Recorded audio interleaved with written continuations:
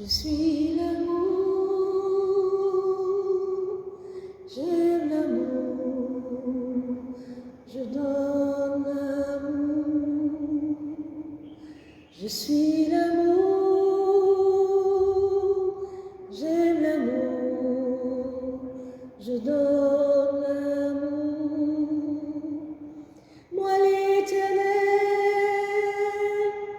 j'aime l'amour, c'est pourquoi j'ai fait le mariage. J'aime l'amour, je garde les foyers. J'aime l'amour, je vous attends. Oh non, ceux de l'amour. J'aime l'amour,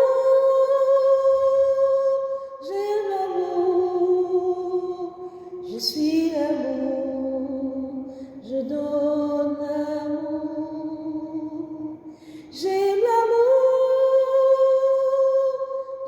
l'amour, je suis l'amour, je donne l'amour. Je suis l'amour, je donne l'amour.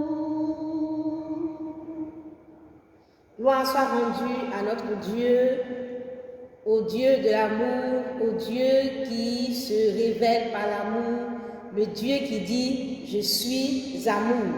Je bénis l'Éternel, je te bénis, je te glorifie, toi qui es notre Papa, notre Dieu, Dieu de l'amour, Dieu amour, Dieu qui est amour.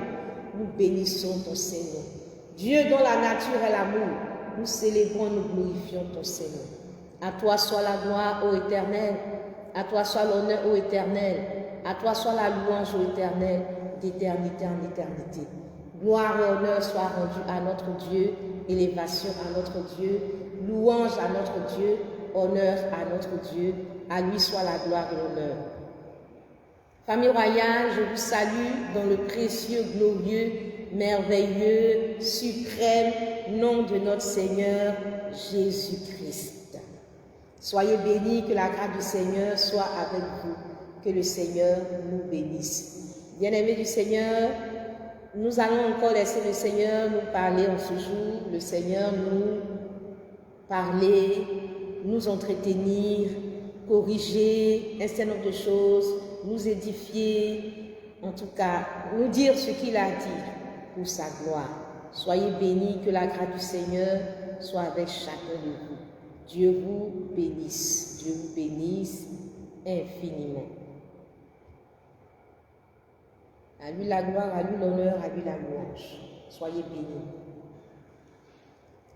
Bien-aimés, on parle des personnages de la parole de Dieu, des personnages dont le nom ne laisse pas indifférent, vu ce que le Seigneur a fait à travers leur vie, vu la gloire de Dieu dans leur vie, vu tout ce que ces personnes ont pu réaliser avec le Seigneur, comment ces personnes ont été des instruments entre les mains du Seigneur, on ne peut que tomber sous le charme de ces personnes. Ces héros, ces personnes qui ont été des personnages, en tout cas qui ont marqué en tout cas la vie de certains peuples et qui ont été en tout cas retenus par la parole de Dieu. Nous bénissons le Seigneur pour leur vie et nous sommes vraiment amoureux de leur vie et nous voulons nous inspirer aussi de leur vie pour retirer les leçons que le Seigneur peut nous donner. On parle donc des personnages, des héros, des grands hommes tels que David. Nous devons savoir que ces personnes ont brillé par un certain nombre de choses, mais aussi ces personnes qui ont aussi été de la même nature que nous ont pu traverser aussi des souffrances. Et la Bible n'a pas voulu cacher ces choses pour que nous puissions réaliser que ces personnes sont de la même nature que nous. Le Seigneur n'a pas caché tout ce qui a pu être souffrance, tout ce qui a pu être défaut, péché. Le Seigneur n'a pas caché, mais il a il a permis que cela soit gardé dans les Saintes Écritures pour que cela puisse nous servir d'inspiration, afin que nous réalisions que ce sont des personnes qui sont de la même nature que nous, qui ont connu aussi nos déboires, nos difficultés, qui ont traversé aussi des situations comme nous, afin que leur vie soit pour nous aussi une source d'inspiration. Donc, David est un roi qui est né, et quand il parle de sa mère, il dit « Je suis né dans l'iniquité, ma mère m'a conçu dans le péché, et je suis né dans l'iniquité. » Il dit « Ma mère m'a conçu dans le péché, je suis né dans l'iniquité. » Et tout au long des Écritures, bien-aimé du Seigneur, on ne voit pas sa mère présente à ses côtés, on voit un père, on voit des frères, mais nulle part on a vu sa mère. Et donc on peut dire que David peut être considéré dans ce cas comme un enfant qui a vécu sans sa mère, un enfant qui a vécu sans l'amour maternel. Il n'a pas connu l'amour maternel. Aimés rois, aimés reines, bien-aimés du Seigneur, Steph, Stéphanie, Juana, Grace, Valérie Yoboué, tous les bien-aimés qui sont connectés, servants de Dieu, Genèse Lima, tous les bien-aimés qui sont connectés, j'aimerais nous dire que le Seigneur veut nous donner une leçon, un conseil par rapport à un sujet bien déterminé. Quand ceux qui doivent nous donner de l'amour ne nous en donnent pas, qu'est-ce que nous devons faire? Quelle doit être notre attitude? Quand ceux qui doivent te donner de l'amour ne t'en donnent pas, on fait quoi? Tu fais quoi? Tu fais quoi? Quand ceux qui doivent te donner de l'amour, ceux qui sont censés te donner de l'amour, ne t'en donnent pas, qu'est-ce que tu fais? On parle des personnes comme David, et voici David, dans la parole du Seigneur, qui est né et nulle part on n'y a de traces de sa mère. Et je peux dire que la seule trace de sa mère, c'est ma mère m'a conçu dans le péché. Je suis né dans le péché, ma mère m'a conçu dans l'iniquité. Si je dis qu'il y a une trace de sa mère, c'est du fait qu'il soit vivant et qu'il soit né d'une femme. On sait qu'une femme a été un instrument pour l'envoyer dans ce monde. Mais à part ça, on ne voit pas une femme présente dans sa vie, comme on peut voir Rebecca dans la vie de ses enfants, comme on peut voir Sarah dans la vie de son enfant, comme on peut voir Léa, on peut voir Rachel, et on peut voir Marie, on peut voir toutes ces femmes. Mais David, lui, il n'a pas connu cela. Donc imaginez un enfant qui grandit, qui voit ses amis ont une maman, et puis lui, il sait qu'il n'a pas enfin, il ne voit pas sa maman. Tout ce qu'il sait et tout ce qu'il a retenu, tout ce que peut-être qu'on a pu lui dire, c'est que sa mère l'a conçu dans le péché. Il est né dans l'iniquité. Donc on peut imaginer à quel genre de maman on peut avoir affaire dans ce contexte, bien sûr. On peut penser à une mère peut-être prostituée, on peut penser peut-être à une femme qui était une maîtresse, qui a fait peut-être un enfant et puis bon, l'enfant a été récupéré par le papa. On peut penser à beaucoup de choses. Dans notre contexte, bien sûr. Donc, sa maman est où? On ne le sait pas. Tout ce qu'il sait, c'est qu'elle a conçu dans l'iniquité. Et on ne sait pas. Bon, il vit au milieu d'une famille où c'est un peu compliqué. Parce que là, il y a une famille qui est là et David est là. Et bon, sa mère l'a conçu dans le péché, sa mère l'a conçu dans l'iniquité. Donc, on ne sait pas exactement quel a été vraiment le péché, l'environnement, en tout cas, on ne sait pas. Mais donc, comme la Bible n'a pas précisé, on peut donc penser à tout en fait. Une vie de péché, une vie d'iniquité, peut-être une maman inconsciente qui vit dans le désordre. Mais on sait que David n'a pas vécu avec sa maman et donc il n'a pas reçu l'amour maternel. Quand les personnes qui sont censées nous donner de l'amour ne nous en donnent pas, qu'est-ce qu'on fait? Qu'est-ce qu'on fait? On peut faire beaucoup de choses, mais le Seigneur veut nous donner un élément aujourd'hui. Et donc, David a manqué de l'amour maternel.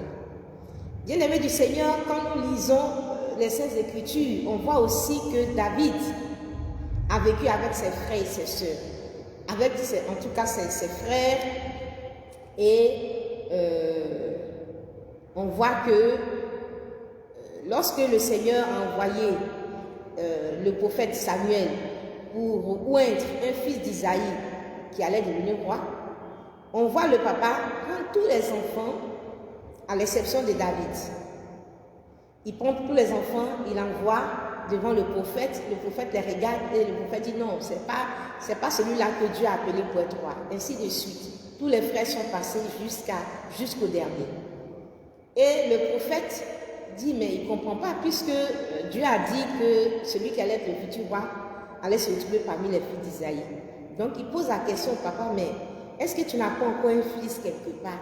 Il dit, ah, j'ai un fils, mais bon, lui, il est dans les champs là-bas. Bon, il est jeune, il est dans les champs là-bas. Et puis, il est dans les champs là-bas. Il est dans les champs là-bas. Et donc, il n'a pas pensé à David.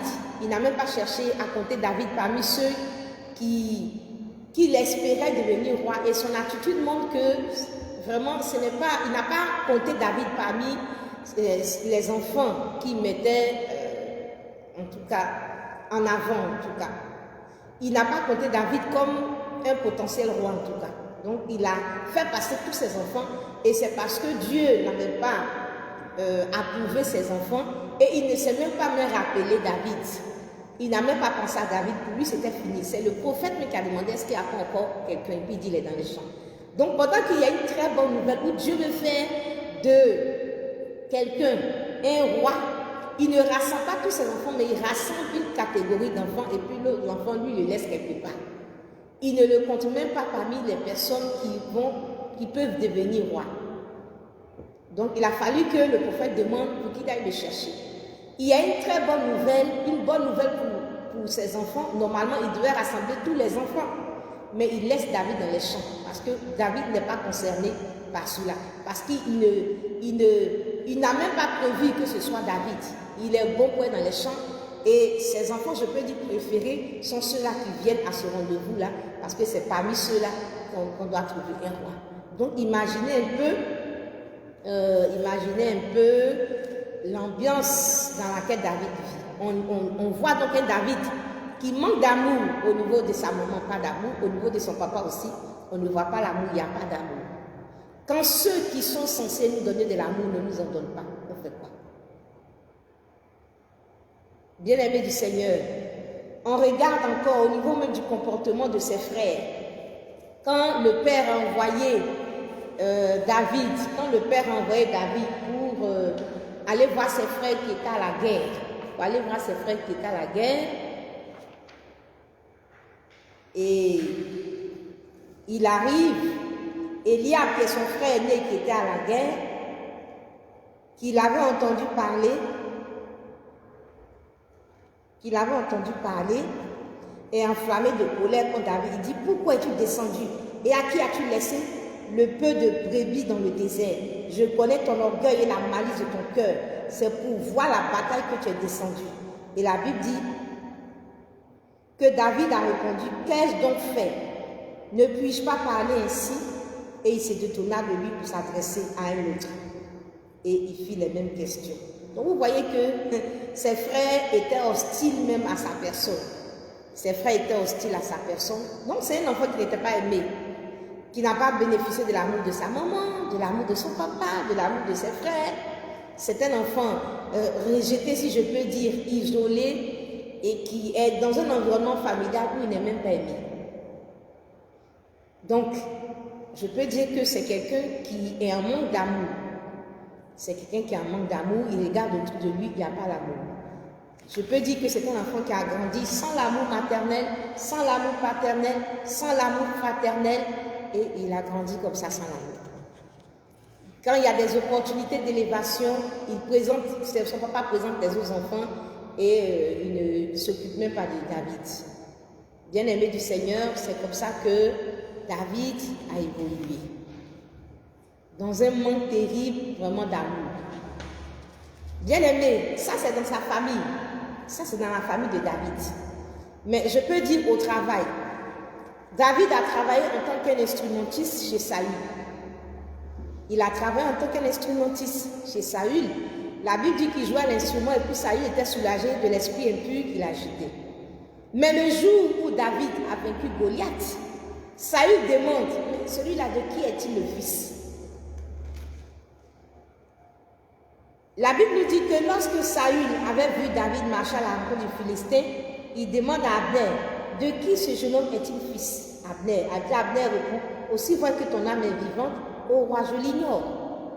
Donc c'est quelqu'un qui travaillait dans le palais mais qui était ignoré.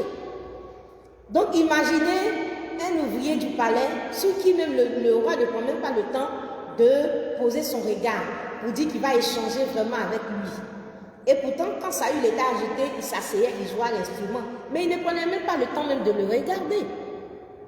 Il ne prenait même pas le temps de le regarder. Donc, il était même dans le même palais, mais bon, c'était quelqu'un qu'on ne considérait pas du tout. Donc, je peux dire que c'était quelqu'un à son lieu de travail qui était exploité, mais on ne faisait même pas attention à lui. Pourtant, le jour où il s'est rendu au palais, il s'est présenté à Saül. Et Saül même envoyé des gens pour dire à son père qu'il va le garder et qu'il va, je crois, le mettre dans l'armée et tout. Donc nous voyons ici que David, même au niveau même de son boulot, dans son travail, il n'était pas aimé. Quelqu'un qui n'est pas aimé à la maison, en famille, qui n'est pas aimé au travail. Et en plus, Saül a poursuivi David pour le tuer. Il s'est levé, il a pris sa lance contre David pour le tuer. Mais dans ce cas, c'était physiquement que Saül cherchait à le tuer. Donc, Saül cherche à le faire mourir. David prend la fuite. Quand on lit toute l'histoire, nous voyons que David prend la fuite. Il est poursuivi Saül le poursuit dans le désert, dans les forêts, etc. Et c'était vraiment compliqué. Dans sa fuite, il a vécu un moment avec les Ziphiens et des personnes qui étaient au milieu desquelles David vivait. Je peux dire ici des gens de son quartier, les gens de son entourage, les gens de la ville. Eux-mêmes cherchaient à ce que Saül me tue. Et ils vont me trouver Saül et dire, mais David est au milieu de nous. Viens en découdre avec lui. Donc c'est quelqu'un qui peut-être que dans son quartier qui n'était pas aimé. Donc quelqu'un dans sa famille n'est pas aimé, au travail il n'est pas aimé, dans son quartier, on ne l'aime pas. On ne l'aime pas au travail, au quartier. Il y a une personne du nom de Nabal à qui même il a rendu service. Et la Bible même prend le soin même de dire que nuit et jour, David et ses éléments ont servi de muraille pour les serviteurs de Nabal. En sorte que, en tout cas, rien n'a été volé à Nabal et Nabal a prospéré. Mais quand Nabal a prospéré, David était dans le besoin. David envoie ses serviteurs vers Nabal pour dire, est-ce qu'il peut recevoir un peu de pain et tout? Mais la réponse de Nabal à David, ça a été de l'ingratitude. Nabal a commencé à parler mal à David, mais lui, il est qui pour que moi je lui donne mon pain? Donc, voici, même au niveau des personnes à qui il a rendu service dans la société, il n'y a pas de retour, il n'y a pas d'amour en retour. Il ne reçoit pas d'amour en retour. Pendant que lui, il a donné l'amour, pendant que lui, il a protégé gratuitement, pendant qu'il a rendu des services gratuitement à un Nabal, mais en retour, il n'a pas reçu d'amour de la part de Nabal. Si je peux encore entrer même dans certains détails pour dire, en ce qui concerne son foyer, il y a eu un premier mariage avec Mérab au moment où le temps était arrivé maintenant où il devait entrer en possession de sa femme, où il devait avoir sa femme. Sa femme a été donnée à Adriel de Méola. Ensuite, il y a eu ce mariage avec Michal, où au début, la Bible dit que Michal aimait David. Elle a même aidé à fuir Saül, pour ne pas que Saül le tue. Mais bien aimé du Seigneur, pendant que David était en train de traverser sa période difficile, Michal s'est retrouvée mariée à un autre homme. Et on ne voit pas Michal, en tout cas vouloir quitter son nouveau foyer pour venir vers David. Quand David est devenu roi, il a exigé qu'on lui donne sa femme. Michal est revenue, mais tout ce qu'on a retenu à la fin de ce foyer-là, c'est une femme qui l'a méprisé. C'est une femme qui l'a méprisé. Donc, quelque part, on voit donc un David, même dans son foyer, qui n'est pas vraiment heureux, qui n'a pas vraiment l'amour qu'il faut. On voit encore plus tard même David avec son enfant Absalom. Son enfant Absalom a fait un coup d'état contre lui. Son enfant Absalom a couché avec les concubines de David. On voit même le cœur des hommes d'Israël qui s'est tourné vers Absalom. Il n'y a eu aucune fidélité, pas de manifestation comme ça d'amour pour David, au niveau même des hommes d'Israël. Pourtant, David a beaucoup combattu. David a beaucoup combattu pour ces hommes-là. On a vu dans le peuple des gens insulter David. Ils ont trahi David. Achitophel, son conseiller, l'a trahi. Et les gens lui ont jeté des pierres, etc., etc. Donc, à tous les niveaux, David était quelqu'un qui a vraiment manqué d'amour. Qui a vraiment manqué d'amour. Mais je veux dire à quelqu'un, est-ce que cela empêchait David de devenir ce qu'il devait devenir? Est-ce que la vie de David s'est arrêtée? Est-ce que David n'est pas parvenu à la royauté? Est-ce que David n'est pas rentré dans sa destinée? Si. Pourtant, c'est quelqu'un qui, autour de lui, n'a pas reçu de l'amour. Mais bien aimé du Seigneur, nous avons vu que David n'a pas reçu de l'amour. Je vais vous donner un passage des Écritures qui dit ceci. En Ésaïe 49, le verset 10. La Bible nous dit ceci. Ils n'auront pas faim et soif. Le mirage et le soleil ne les feront point souffrir, car celui qui a pitié d'eux sera leur guide et il les conduira vers des sources d'eau. Il les conduira vers des sources d'eau. Celui qui a pitié d'eux les conduira vers des sources d'eau.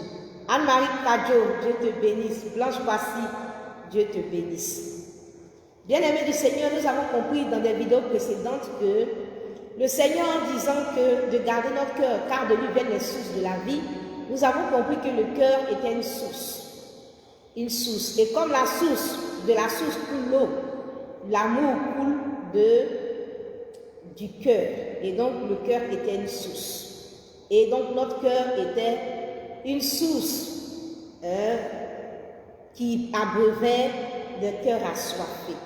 Et donc le Seigneur nous dit ici dans ce passage que des personnes n'auront pas soif, n'auront pas faim.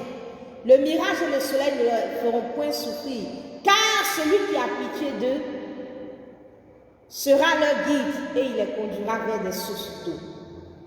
Donc le Seigneur parle ici des personnes pour qui le Seigneur aura vraiment de la pitié et le Seigneur va les conduire vers des sources d'eau, vers des cœurs pour les abreuver. Bien-aimés du Seigneur, en Matthieu, le chapitre 22, là, il y a une parabole, la parabole des noces. La Bible nous dit que le royaume des cieux est semblable à un roi qui fit des noces pour son fils. Il envoya ses serviteurs appeler ceux qui étaient invités aux noces, mais ils ne voulurent pas venir. Ils ne voulurent pas venir. Le roi fut irrité et il envoya ses troupes. Le roi fut irrité et la Bible nous dit que le roi a envoyé ses serviteurs. Il dit les noces sont prêtes mais les conviés n'en étaient pas dignes. Allez donc dans les carrefours et appelez aux noces tous ceux que vous trouverez. Tous ceux que vous trouverez. Ses serviteurs allèrent dans les chemins, rassemblèrent tous ceux qu'ils trouvèrent, méchants et bons, et la salle des noces fut pleine de convives. Donc le royaume des cieux est semblable à un roi qui a fait des noces pour son fils, qui a envoyé des serviteurs appeler ceux qui étaient invités.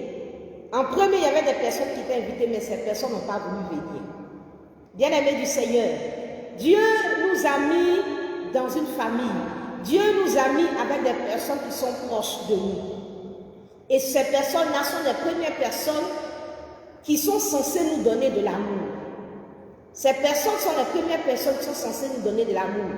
des personnes qui sont proches, nos familles, les personnes dans notre environnement, sont des personnes qui sont censées nous donner de l'amour. Je ne veux pas m'attendre à quelqu'un peut-être qui est, pendant que moi je suis en Côte d'Ivoire, quelqu'un qui est au Venezuela, je ne m'attends pas à ce que cette personne-là vienne me faire des bisous ou vienne me donner à manger. Mais je m'attends à ce que mon père, ma mère, mes frères, mon voisin, à ceux qui sont proches de moi, je m'attends à ce que cette personne-là me manifeste de l'amour. Donc, ces personnes sont les premières personnes qui sont censées nous donner de l'amour. Voici qu'il y a des premières personnes qui sont invitées, mais ces personnes-là n'ont pas voulu venir, elles n'ont pas voulu jouer le rôle que Dieu leur a donné. Et qu'est-ce que le Seigneur a fait? Il a dit à ses serviteurs, allez dans les carrefours, allez partout. Tous ceux que vous allez trouver qui seront disposés, alors dites-leur de venir. S'ils viennent, alors ils vont participer. Donc, il y a des personnes indiquées que le Seigneur nous a données, qui sont censées nous donner de l'amour. Et quand ces personnes-là ne nous donnent pas de l'amour, le Seigneur qui a pitié donc de nous fait quoi? Il sera notre guide et il va nous conduire vers des sources d'eau, vers des cœurs qui vont nous donner l'amour que les autres ont refusé de nous donner. Bien-aimé du Seigneur, et quand tu vois la vie de David, tu te dis waouh, mais personne ne l'aime en fait. Personne ne l'aime, à la maison personne ne l'aime, au travail personne ne l'aime, dans son quartier personne ne l'aime, dans ses connaissances personne ne l'aime, même au niveau du peuple, vraiment il n'y a pas d'amour. Mais bien aimé du Seigneur, pendant que tu penses que tout le monde ne t'aime pas, il y a des sources d'eau, des sources d'amour que le Seigneur a disposées pour toi. Pendant que tu manques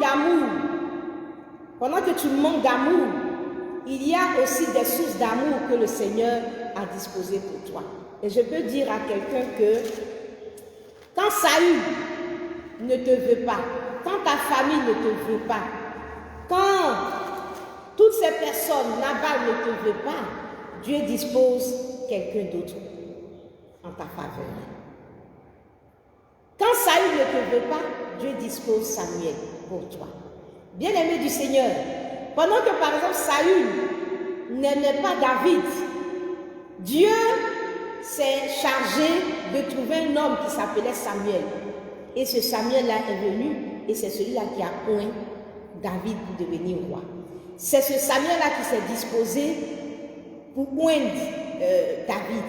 Et quand même il est venu et qu'il n'avait pas trouvé David, qu'il avait trouvé les autres personnes, son cœur était toujours après celui-là qui était le choix de Dieu, jusqu'à ce qu'il a accompli la volonté de Dieu pour sa vie. Bien-aimé du Seigneur, je veux dire à quelqu'un que Isaïe, le père de David, n'a pas manifesté de l'amour pour son fils. Dieu a disposé par exemple un père spirituel qui est Samuel, qui a joué ce rôle-là et qui lui a donné l'amour qu'il fallait. Et quand David était poursuivi même par Saül, la Bible nous dit que David est parti se réfugier sur Samuel à Najoth. Il est parti se réfugier chez Samuel à Najoth. Bien-aimé du Seigneur, quand un cœur refuse de te donner son eau, quand un cœur refuse de te donner son amour, quand une source tarit à ton endroit, quand une source refuse de te donner son eau, Dieu te conduit vers une source disposée pour que tu puisses recevoir cette eau-là. Et tout ce que tu dois faire, c'est de boire de l'eau de cette source. C'est de boire de l'eau de cette source que Dieu a disposée pour toi. Quand Dieu te conduit vers cette source d'eau, alors ce que tu dois faire, c'est de boire de cette eau. Isaïe n'a pas manifesté l'amour à David, mais Samuel, qui est son père spirituel, je peux le dire ainsi, qui est celui-là qui lui a accordé l'onction, qui est celui-là qui l'a hébergé pendant ces temps difficiles, qui lui a accordé en tout cas tout l'amour qu'il lui fallait. Quand Isaïe ou quand Saül refuse de te donner l'amour, Dieu dispose Samuel pour toi, alors bois aux eaux de Samuel. Bois aux eaux de Samuel. Réjouis-toi de cet amour. Reçois cet amour-là.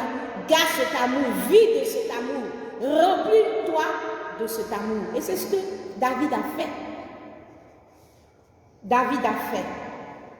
Alors quelqu'un pourrait être là et puis en train de pleurer pour dire mon papa ne m'aime pas, mon maman ne m'aime pas, ne m'aime pas, ne m'aime pas, etc., etc. Oui, c'est vrai que ça fait mal. Oui, c'est vrai que c'est douloureux. Oui, c'est vrai que ça ne fait pas plaisir. Quand tu entends David parler au psaume 23, il dit l'Éternel a restauré son âme. Cela veut dire que son âme était abattue, son âme était affligée. Il a souffert à l'intérieur de lui-même. Mais son âme a été restaurée parce que le Seigneur l'a conduit vers des eaux paisibles. Parce que le Seigneur a restauré son âme, il l'a conduit vers des eaux paisibles. Et quand le Seigneur, qui sait que ton âme est affligée, est attristée, il te conduit vers les eaux paisibles, ce que toi tu dois faire, c'est de boire à ces eaux. Quand ceux qui doivent te donner de l'amour ne le font pas, Dieu va te conduire vers les sources. Bois leurs eaux. Bois leurs eaux. Bois leurs eaux. Et là, souvent, on a souvent un souci à ce niveau. On a un souci à ce niveau. Quand le Seigneur dispose une personne pour nous, on ne réalise pas la grâce de Dieu, on ne boit pas à ses eaux et on continue de rester dans la douleur et dans la souffrance. Quand ceux qui sont censés nous donner de l'amour ne nous en donnent pas, on fait quoi? On boit aux eaux, à la source que le Seigneur dispose pour nous. Le Seigneur appelle des gens, venez, venez, venez. Les premières personnes qui devaient venir aux noces ne sont pas venues. Il envoie ses serviteurs dans le carrefour. Tous ceux qui vont se disposer, ils viennent. Et les personnes qui ont été disposées sont venues et la salle était pleine. Quand quelqu'un refuse de te donner de l'amour, Dieu dispose quelqu'un d'autre pour te donner cet amour-là. Tout ce que tu dois faire, c'est de boire à cette source. Bien-aimé du Seigneur, quand tu as faim, je donne un exemple, quand tu as faim, tu arrives à la maison, tu as faim, tu as terriblement faim, tu arrives à la maison et tu vois qu'à la maison, la cuisine n'a pas été faite, il n'y a rien à manger, la maman n'a pas fait à manger. Et puis tu es là, tu meurs de faim, tu meurs de faim. Et ta voisine à côté fait un bon plat. Un plat comme tu aurais voulu manger chez toi à la maison. Et puis elle arrive, et puis elle te dit, waouh, j'ai pensé à toi, voici un plat que j'ai fait vraiment pour toi. J'ai cuisiné spécialement, voici. Et la personne te propose ce plat. Tu fais quoi? Tu t'assois là pour pleurer, pour dire, j'aurais espéré que ce soit telle personne, ma maman, mon papa ou mon frère qui me donne ce plat. Mais le fait que ce soit quelqu'un d'autre qui m'a donné ce plat-là, je ne le mange pas, je vais mourir de faim. Est-ce que c'est ce que tu fais? Normalement, ce n'est pas ce que tu dois faire. Ce que tu dois faire, c'est de prendre ce plat-là, bien manger, de rassasier de ce plat. Et ne seras-tu pas rassasié parce que c'est ta voisine? Ne seras-tu pas rassasié parce que c'est ta voisine qui t'a donné ce plat? Seras-tu seulement rassasié parce que c'est ta maman qui t'a donné le plat? As-tu besoin de manger? Oui. Si le premier vase ne t'a pas donné de quoi manger, de quoi boire, Dieu suscite un autre vase pour te donner de cette eau à boire, de cette nourriture à manger, alors ce que tu as à faire, c'est de manger, au lieu de passer toute ta vie à te morfondre. Laisse le Seigneur restaurer ton âme en te conduisant vers des eaux paisibles, en disposant des sources d'eau. Lui, Dieu qui a pitié de toi, alors ce Dieu l'a dit, tu n'auras plus soif, tu n'auras pas faim, parce que moi, Dieu qui ai pitié de toi, je serai ton guide et je vais te conduire vers des sources d'eau. Et donc quand il te conduit vers une source d'eau, vers une source d'amour, alors ce que tu dois faire, c'est de recevoir cet amour-là. Mais il y en a qui vont rester là, pleurer pour dire, peut-être que c'est ma mère biologique qui devait me donner de l'amour, c'est elle qui devait me donner de l'amour. Comment elle ne va pas donner de l'amour? Je refuse tout d'amour, je refuse tout amour, je suis dans mon coin et je vais mourir sans amour, je vais m'apitoyer sur mon sort, pendant que Dieu a disposé. Isaïe n'a pas donné de l'amour à David. Samuel est venu, il a donné de l'amour à David. Et David a puisé de cette source-là. Pendant qu'Isaïe l'a jeté quelque part dans les champs pour être avec le bétail là-bas, avec le brebis là-bas. Samuel est celui-là qui a fait des kilomètres, qui a marché, qui a donné de son temps et de sa force pour que David puisse devenir roi. Il va dire non, comme ce n'est pas mon papa qui a pensé à moi pour faire de moi un roi et puis c'est quelqu'un d'autre qui a marché pour venir, comme c'est Samuel là, moi je refuse l'onction. Ça me fait trop mal, je refuse l'onction.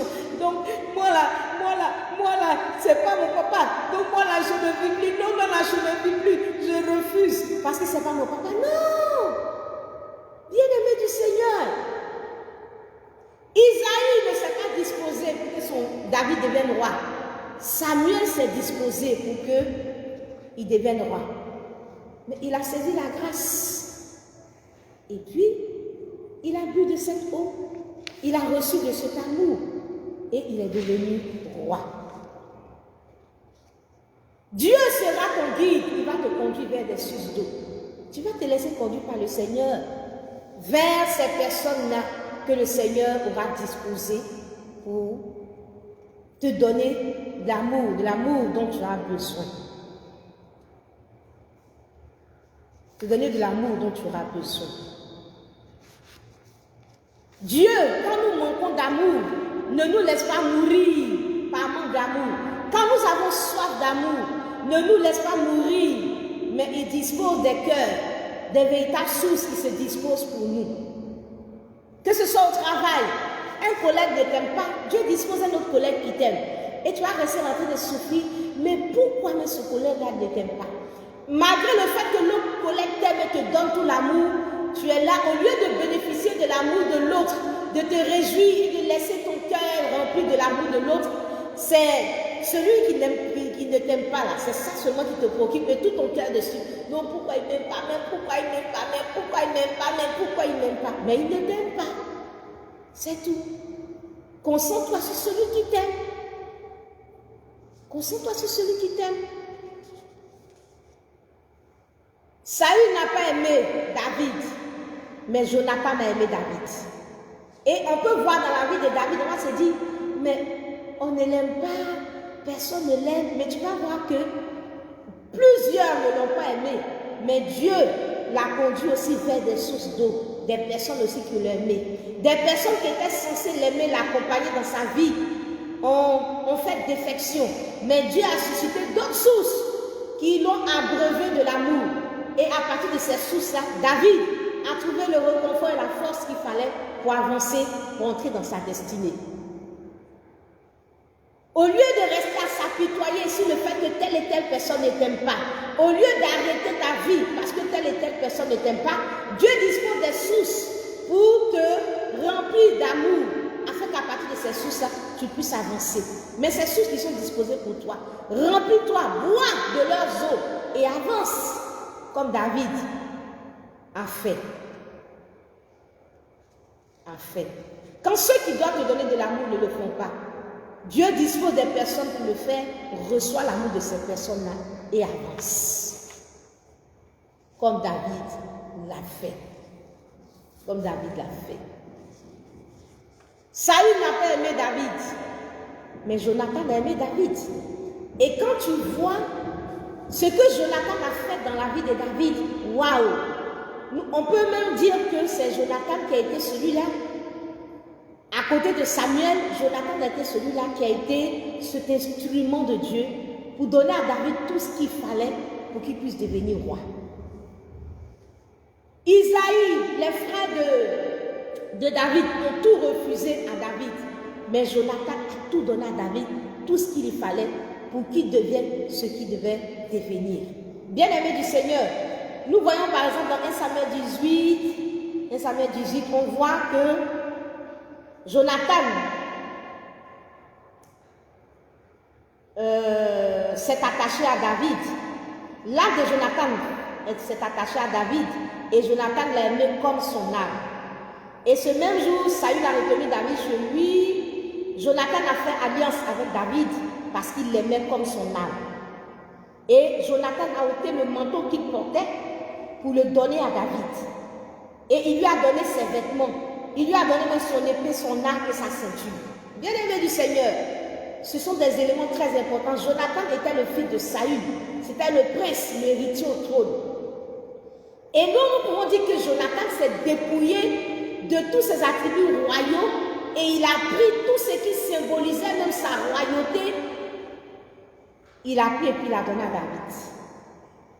Quelqu'un refuse de te donner de l'amour, mais il y a quelqu'un d'autre qui te donne tout. Mais reçois cette personne qui est disposée, qui te donne tout. Ton papa peut-être ne t'a pas donné tout ce qu'il fallait, mais Dieu a suscité peut-être un père spirituel qui te donne tout l'amour d'un père. Reçois cet amour-là et que ton âme soit restaurée pour que tu puisses avancer. David peut pleurer pour dire, comme c'est pas Eliab, comme c'est pas mon frère, comme c'est pas mon vrai frère, hein? Moi là vraiment, je suis désolée, ma vie est foutue, vraiment je suis amère, vraiment je ne peux pas avancer, non je suis blessée dans mon âme, je ne peux pas avancer. David a vécu ces situations où il était en manque d'amour, mais là où on lui manifestait l'amour, on lui donnait ce qu'il fallait, David prenait et recevait cela avec joie. Et ce sont ces personnes-là qui ont été, c'est les canaux de Dieu, les instruments de Dieu, qui l'ont porté, qui l'ont soutenu au fur et à mesure jusqu'à la royauté. Sans ces personnes comme Samuel, sans ces personnes comme Jonathan, ce n'était pas évident. Dieu avait disposé des personnes pour lui, mais ces personnes-là ont fait défection. Ces personnes-là ne lui ont pas donné de l'amour. Mais sur le chemin, Dieu l'a conduit vers des sources. Et ces sources ont été des bénédictions pour toi. Peut-être que Dieu a disposé quelqu'un dans ton service qui te prend comme son enfant, qui te prend comme son frère, ton frère, qui te prend comme son frère, comme sa soeur. Alors, réjouis-toi et bois aux eaux de cette personne. Dans ton église, Dieu a disposé un père ou une mère spirituelle qui te donne l'amour qu'il faut. Pendant que peut-être que tu n'as pas reçu l'amour de ta mère biologique.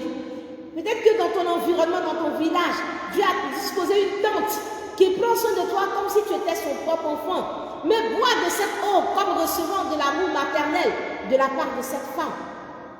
Dieu dit, tu n'auras pas soif, tu n'auras pas faim. Parce qu'il aura pitié de toi, il va te conduire. Il sera pour toi un guide, il va te conduire vers des sources d'eau.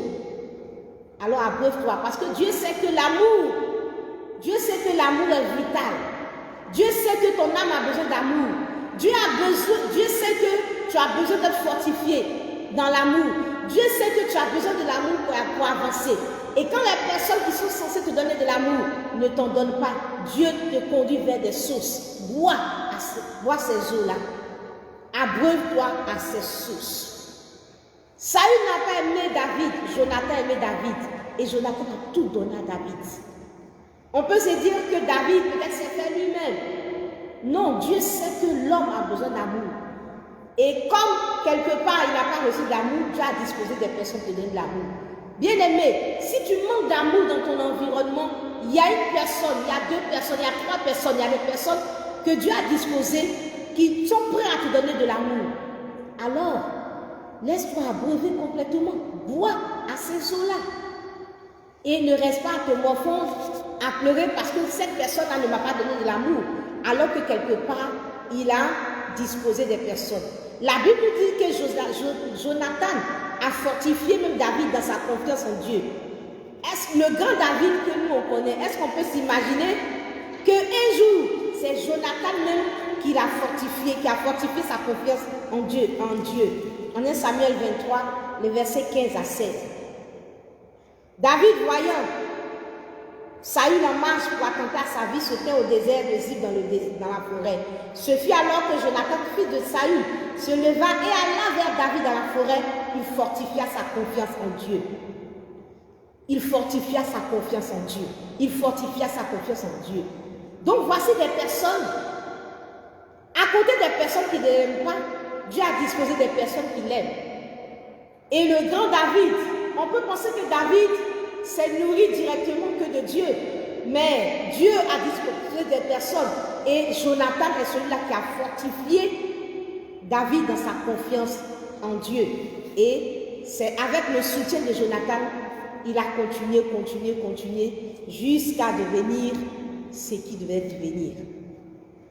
Telle personne ne m'aime pas. Telle personne ne m'aime pas. Oui, c'est vrai, ça fait mal. Oui, c'est vrai, c'est compliqué. Oui, c'est vrai, c'est pas facile. Oui, c'est vrai, l'âme est brisée. Oui, c'est vrai, ton cœur est déchiré. Oui, c'est vrai, il n'y a rien à dire. c'est une source de souffrance. Mais Dieu va restaurer ton âme en disposant d'autres sources d'eau pour te donner la vie. Le cœur est une source qui donne la vie et Dieu va disposer des sources d'eau aussi pour te donner de la vie. Au milieu de cette adversité, de ce manque d'amour, David s'est abreuvé des sources que Dieu disposait sur son chemin. Il y avait beaucoup de personnes qui ne l'aimaient pas sur le chemin. Il y avait un manque d'eau sur le chemin. À chaque fois, il avait soif sur le chemin. C'était un désert affectif. Mais à chaque fois, il y avait des oasis. À chaque fois, il y avait des petits cours d'eau. À chaque fois, il y avait des ruisseaux.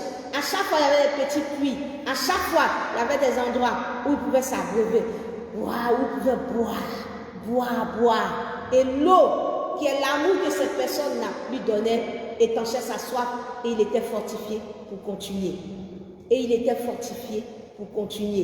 Telle personne ne m'aime pas. Telle personne ne m'aime pas. Mais il y a quelqu'un qui t'aime. Il y a quelqu'un que Dieu a disposé pour toi. Le Seigneur Jésus pouvait dire, qui est mon père, qui est ma mère? Mon père, mon frère, ma soeur, c'est celui-là qui fait la volonté de mon père. Je peux dire à quelqu'un, tu peux sourire parce qu'Eliab ne t'aime pas. Mais qui est ton frère? C'est cet ami que Dieu a disposé pour toi, qui fait la volonté de Dieu et qui te donne l'amour. Celui-là, c'est ton frère. Qui est ton père? C'est ce Samuel que Dieu a disposé à côté de toi et qui est celui-là qui t'accorde l'onction, qui te fortifie, qui t'accompagne dans les temps difficiles, sur le chemin jusqu'à ce que tu puisses rentrer dans ta destinée, dans ton mariage, dans tes grâces. Celui-là, c'est ton père. Alors ne continue pas à souffrir parce que Isaïe, parce que peut-être ton père biologique n'a pas joué son rôle, mais Dieu sur ton chemin a disposé un père spirituel, un père dans le cadre peut-être de ton travail, un père professionnel, si je peux dire ainsi, un mentor professionnel qui s'est disposé pour toi comme le fruit de ses entrailles et qui t'a donné tout ce qu'il fallait. Alors reçois cet amour-là, bois donc à ses eaux et vis et continue la marche et avance. Et tu ne vas pas rester là à pleurer tout le temps parce que telle personne ne t'a pas donné de l'amour pendant que Dieu a disposé quelqu'un pour toi. Saül ne t'aime pas, Jonathan t'aime. Isaïe ne t'aime pas, Samuel t'aime. Eliab ne t'aime pas, Jonathan t'aime. Et bien aimé du Seigneur, nous pouvons voir que sur le chemin, David s'est abreuvé à ses sources. David s'est abreuvé à ses sources.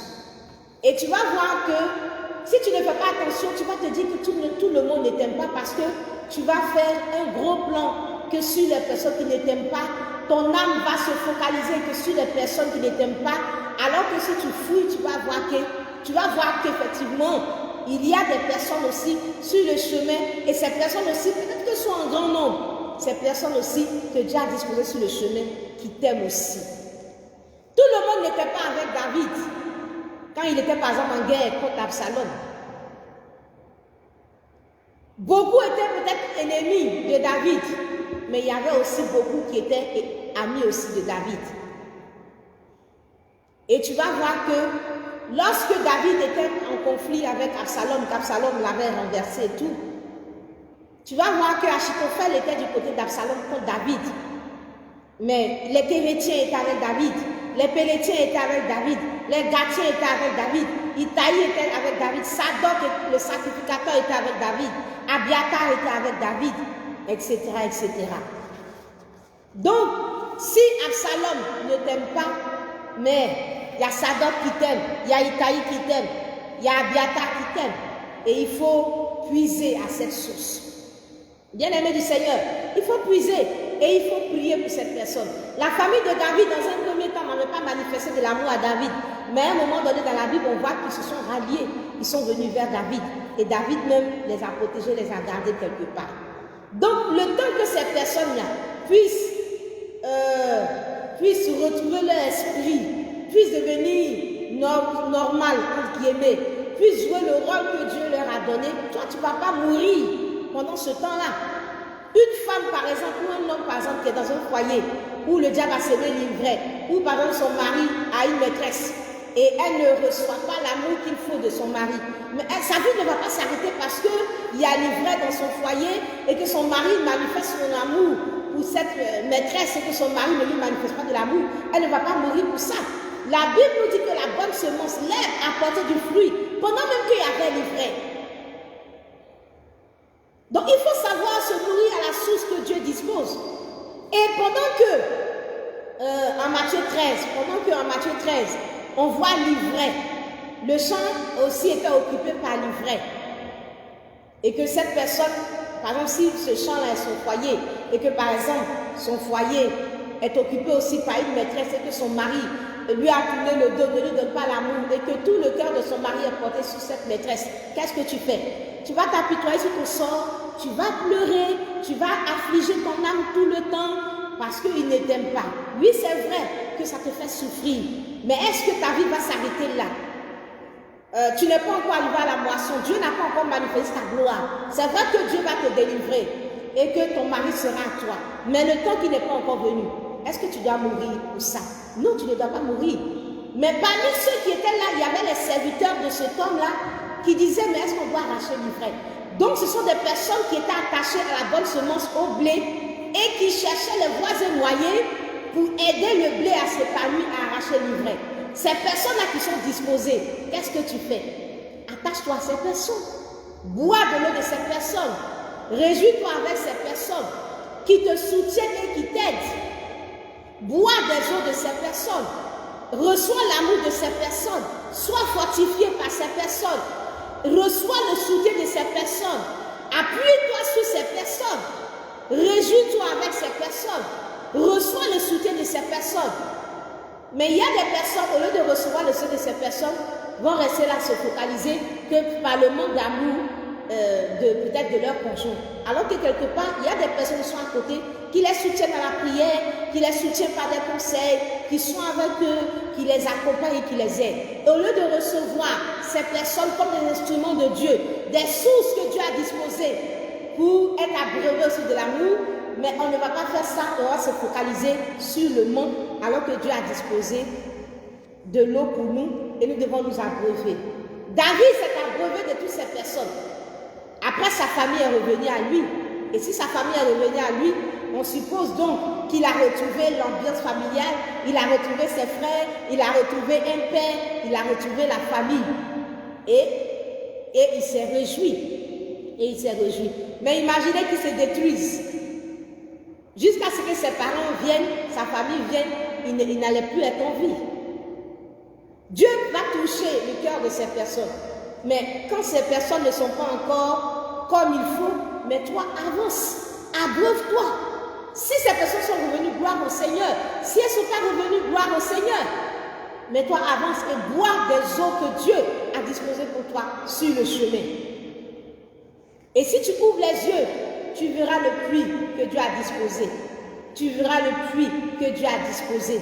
Tu verras le puits que Dieu a disposé, comme il a disposé pour Agar. Tu verras le puits, la source que Dieu a disposée. Tu verras l'eau que Dieu a disposée. Bois l'eau à la source.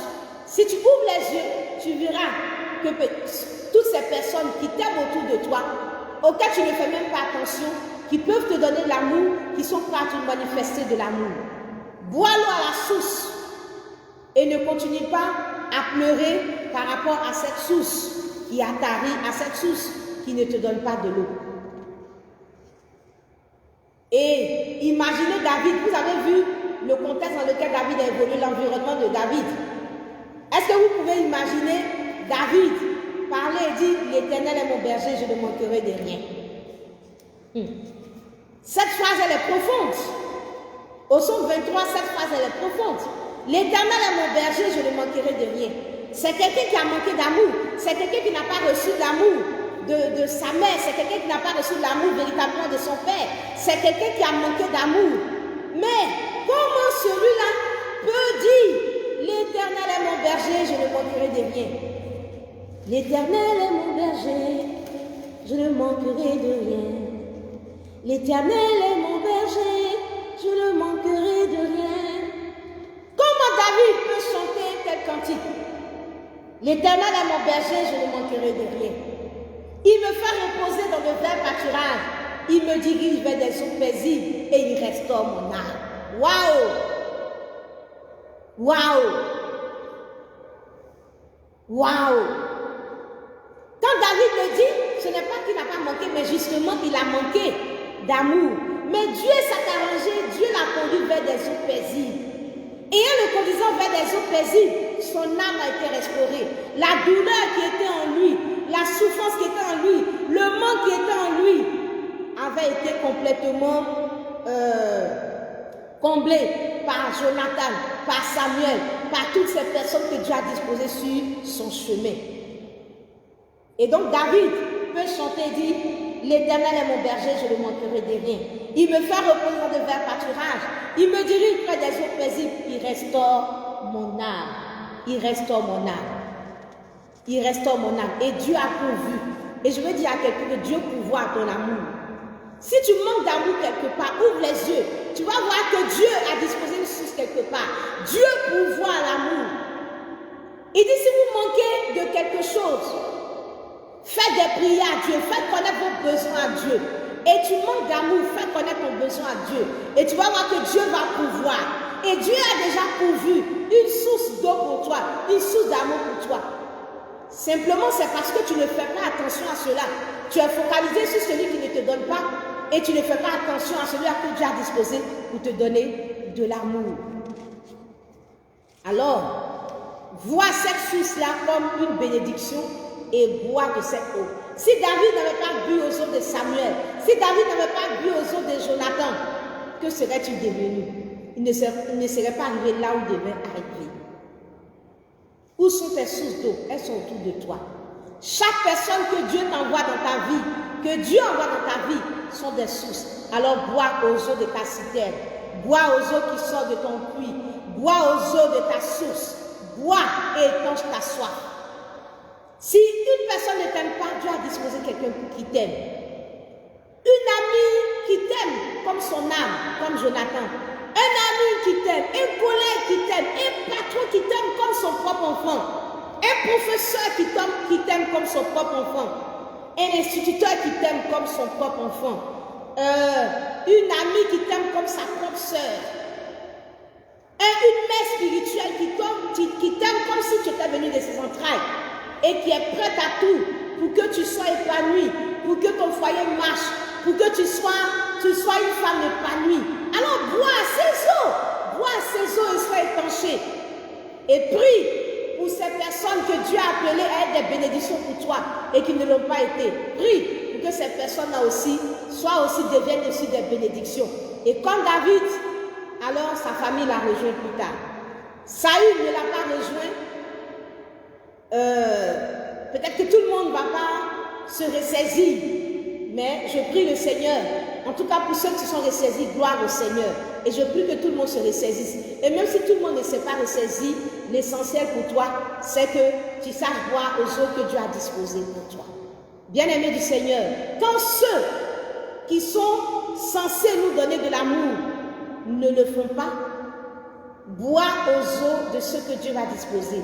Dieu va disposer des sources d'eau pour toi. Bois ces eaux et que ta soif d'amour soit étanchée. Que Dieu nous bénisse. À Jésus la gloire, à Jésus l'honneur, à Jésus la louange. Soyez bénis, famille royale. Que Dieu nous bénisse et que la grâce du Seigneur soit avec nous. Soyez bénis. Dieu nous bénisse. Il faut se donner de l'amour. La vie ne nous laisse pas trop de jours. J'aimerais vivre le peu de temps dans l'amour. Il faut se donner de l'amour. La vie ne nous laisse pas trop de jours. J'aimerais vivre le peu de temps dans l'amour. L'amour est une grâce de Dieu. L'amour est une grâce de Dieu. L'amour est le souffle de Dieu. Je veux vivre dans l'amour. Donne-moi assez d'amour. Je veux vivre dans l'amour. Donne-moi assez d'amour. La vie n'est pas de l'humour. La vie n'est pas de l'humour. La vie n'est pas de l'humour. La vie n'est pas de l'humour. La vie n'est pas de l'humour. La vie n'est pas de l'humour. Il faut se donner de l'amour. Il faut se donner de l'amour. Il faut se donner de l'amour. Il faut se donner de l'amour. Donnons de l'amour. Dieu nous appelle à manifester l'amour. Donnons de l'amour autour de nous. Parce que la vie n'est pas de l'humour. La vie, c'est une chose, une traversée. Nous sommes en train de partir vers le Père. Et dans ce voyage-là, nous avons besoin d'amour. Donnons de l'amour. Et si nous devons aussi recevoir de l'amour, et si nous n'avons pas reçu l'amour de certaines personnes, Dieu dispose d'autres personnes pour donner de l'amour. Vivons à ses œuvres. Que Dieu nous bénisse. Que Dieu nous bénisse. À Jésus la gloire, à Jésus l'honneur. Au revoir. À demain midi, par la grâce du Seigneur. Demain, c'est notre jour de prière. Nous serons en jeûne de 6h à 18h. Demain à 12h30, soyons connectés. Nous allons être dans la présence du Seigneur. Nous sommes dans la semaine pascale. Nous devons nous approcher de Dieu. Soyons dans le jeûne. Prions le Seigneur. Cherchons la face de Dieu. À demain 12h30, par la grâce de Dieu.